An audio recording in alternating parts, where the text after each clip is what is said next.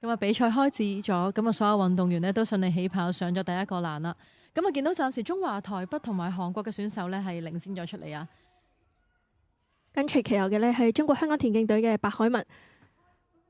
咁啊，見到率先衝過終點嘅呢係中華台北嘅選手，時間係13.40。第二位衝過終點嘅呢係嚟自韓國嘅選手，第三名呢就係中國香港田徑隊嘅白海文。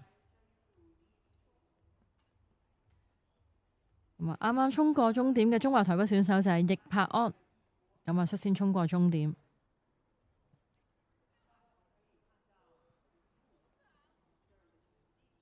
咁再睇多次慢鏡，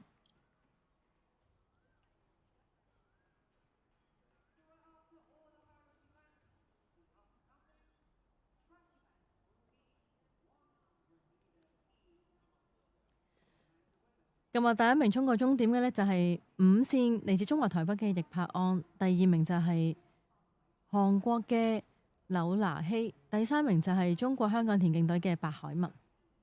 咁啊3位呢亦都係順利攞到大 Q 進入決賽。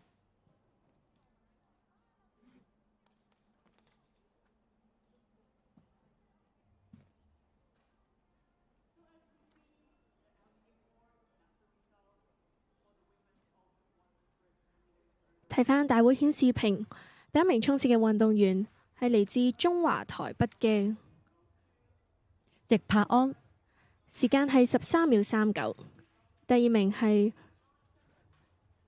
柳拿希，時間係13.95。而第三名嘅運動員呢係中國香港田徑隊嘅白海文，時間係14.15。呢3位嘅運動員呢都可以大 Q 入到我哋嘅決賽。而女子100米欄嘅決賽將會喺今日